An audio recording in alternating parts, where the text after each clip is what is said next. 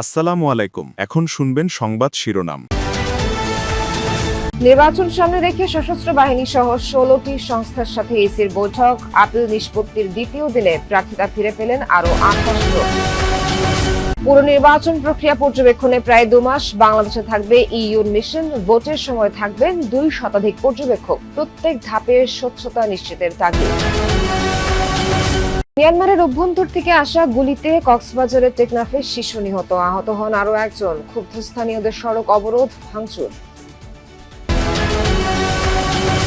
সরকার বিরোধী আন্দোলনে অগ্নিগর্ভ ইরান। পশ্চিমা গণমাধ্যমের দাবি প্রাণহানি ছাড়িয়েছে 2 শতাধিক। জড়িতদের মৃত্যুদণ্ড দেওয়ার হুমকি।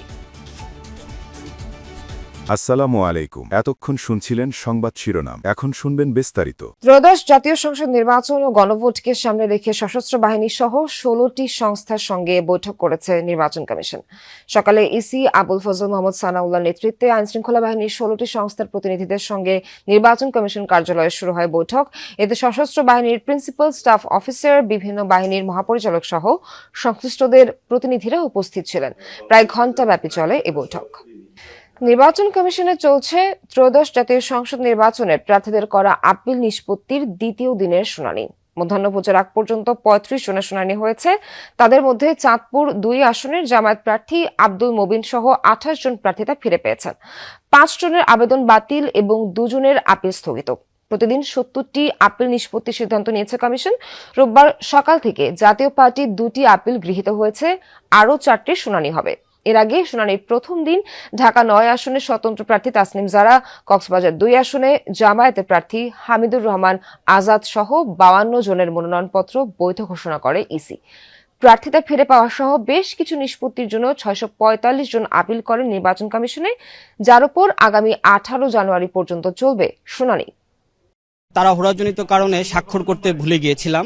পরবর্তীতে আমি আপিল করার পর আপিল মঞ্জুর হয়েছে আমার। লেভেল প্লেইং ফিল্ডটা যদি আমাদের জন্য তৈরি করে দেওয়া হয়, আমরা ছোট দল, নতুন প্রার্থী, আমরা সুন্দরভাবে নির্বাচনটা করতে পারি। আমরা আমাদের আর্গুমেন্ট প্লেস করেছি, কাগজপত্র প্লেস করেছি।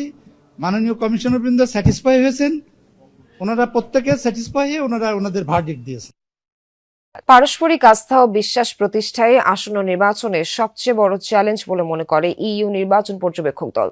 একই সাথে আইনশৃঙ্খলা বাহিনীর কার্যক্রম ও মত প্রকাশের স্বাধীনতায় ভারসাম্য আনতে হবে বলেও মতামত দিয়েছে দলটি।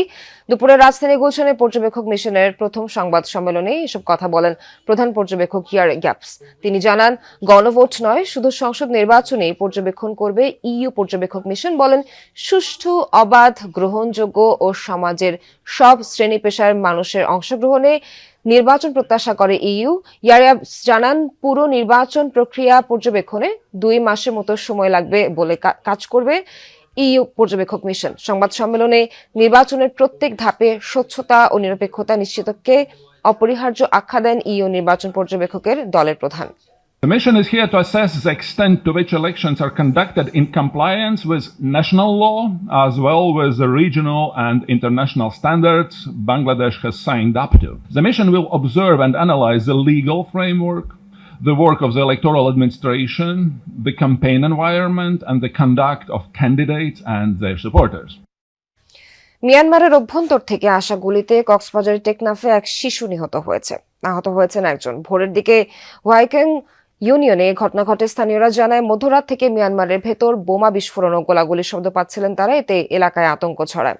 ভোরের দিকে গুলিবিদ্ধ হয়ে সুলতান আফনান নামের এক শিশু নিহতের খবর পেয়ে ঘটনাস্থলে যায় সেনাবাহিনী ও বিজিবি। আদিল নামে আহত এক ব্যক্তিকে উদ্ধার করে পাঠানো হয় হাসপাতালে। ঘটনার পর সড়ক অবরোধ করে বিক্ষোভ করেন স্থানীয়রা। পরে সেনাবাহিনীর হস্তক্ষেপে পরিস্থিতি শান্ত হয়। এর আগে বৃহস্পতিবার এক বাংলাদেশি জেলে গুলিবিদ্ধ হন। এলাকার পরিস্থিতি এখন শান্ত।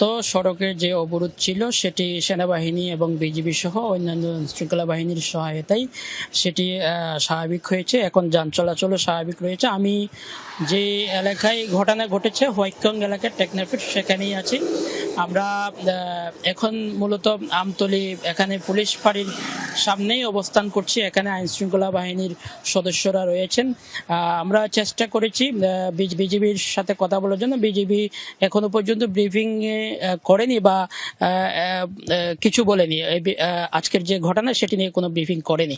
আর হচ্ছে আমরা দেখছি অন্যান্য সময় যেভাবে মিয়ানমারে আরকান আর্মি এবং মিয়ানমারের সেনাবাহিনীর সাথে গোলাগুলির সময় মিয়ানমারের বর্ডার গার্ড পুলিশের সদস্যরা যারা পালিয়ে এসেছিল, ঠিক একইভাবে আজকে মিয়ানমারের যে আরকানের রোহিঙ্গা সশস্ত্র গোষ্ঠী রয়েছে, সশস্ত্র গোষ্ঠীর প্রায় 49 জন সদস্য ইতিমধ্যে বাংলাদেশে পালিয়ে এসেছেন।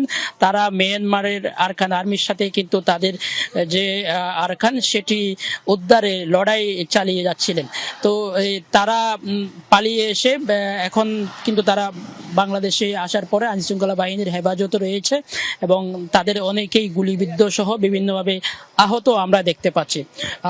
আর হচ্ছে এখন আমি সীমান্ত আপনি নিশ্চয়ই দেখতে পাচ্ছেন মিয়ানমার এবং বাংলাদেশের আমাদের দেশ জুড়ে ইন্টারনেট ব্ল্যাকআউট সত্ত্বেও বিক্ষোভ সহিংসতায় অগ্নিগর্ভ ইরান। শুক্রবার রাতভর গোটা দেশ উত্তাল ছিল সরকার বিরোধী স্লোগানে।